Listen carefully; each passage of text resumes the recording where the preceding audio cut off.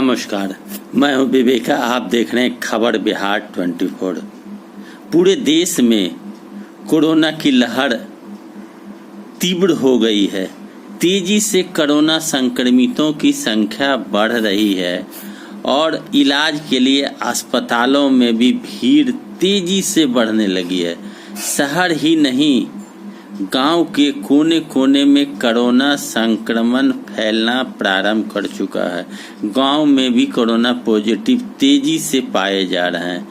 देश के अंदर की बात अगर करी जाए तो देश के अंदर शनिवार को कोविड-19 के पेशेंट में तेजी से वृद्धि हुई है।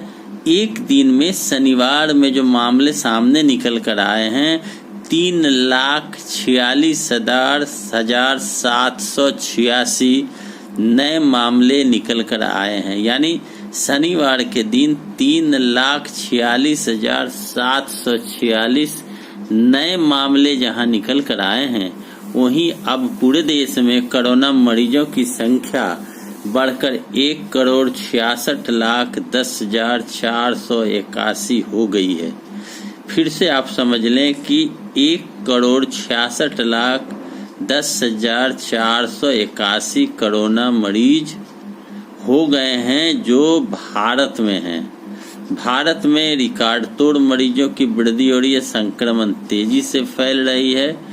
उपचाराधीन मरीज की संख्या अगर बताई जाए तो 25 लाख उपचाराधीन मरीज की संख्या है।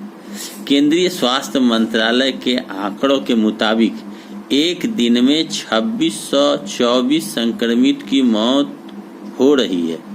अगर कुल मौत की आंकड़े की बात करी जाए तो 1,79,544 अब तक मौत हो चुकी है। 1,79,544 मौत भारत में अब तक हो चुकी है। और इससे आप समझ सकते हैं कि फिलहाल क्या स्थिति है। फिलहाल यह आंकड़ा 25,52,940 है, जो संक्रमण के कुल मामलों का 15.37% है। संक्रमण से उबरने वाले की दर 83.49% है। संक्रमण से उबरने वाले लोगों की दर तेजी से गिर रही है। अब आप इससे समझ सकते हैं कि लोगों की जान पर आ पड़ी है। देश में एक दिन में 2624 संक्रमितों की मौत हो रही है, जिसमें 773 महाराष्ट्र।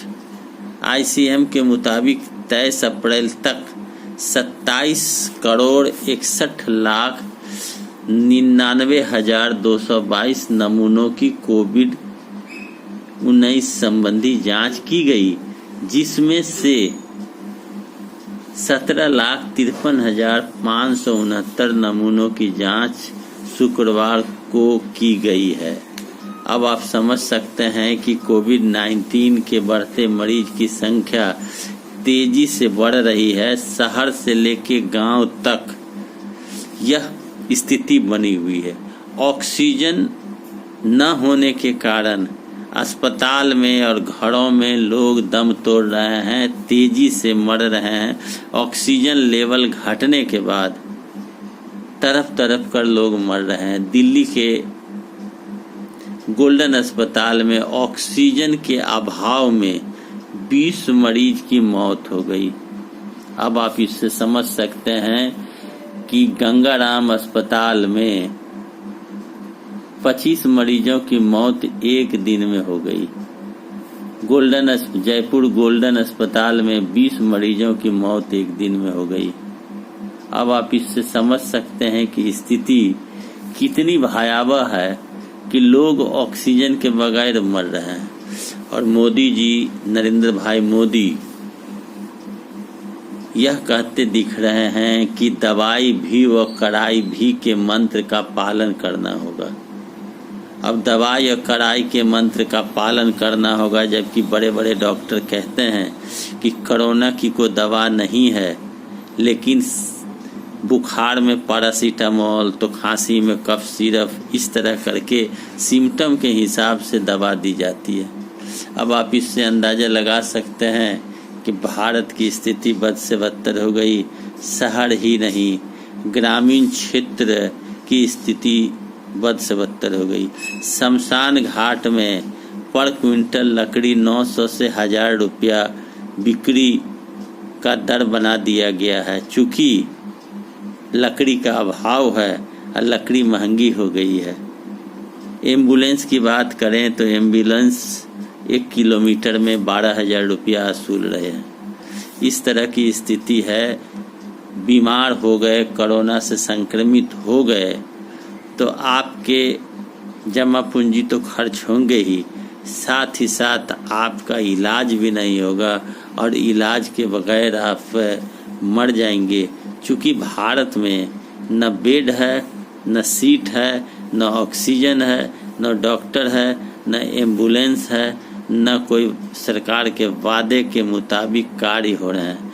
डॉक्टर अस्पताल छोड़कर भाग खड़े हो रहे हैं। नर्सेस उपचार नहीं कर पा रही है। देश की हालत जो भी हो, लेकिन देश में रहने वाले जनता की हालत बद से बदतर है और हर लोगों के सर पर तलवार लटक रही है, कब किसके घर से किसकी मौत हो जाए। तो इसलिए दोस्तों, सैनिटाइजर का प्रयोग करें, हमेशा मास्क लगावें, घर से बाहर ना निकलें, ज़रूरत हो तो निकलें वरना ना निकलें। यह विपदा के घड़ी में साहस और धैर्य के साथ, हिम्मत के साथ इस कोरोना रूपी महामारी से लड़ना होगा। करोड़ों करोड़ लोग मरने की बात कही जा रही है, करोड़ों लोग बीमार हो रहे हैं, मौत तेजी से हो रही है। अपने आप को बचाने के लिए स्वयं प्रयास करना होगा। दोस्तों, मेरे साथ जुड़े रहने के लिए मेरे चैनल को सब्सक्राइब करें, लाइक अवश्य करें। धन्यवाद।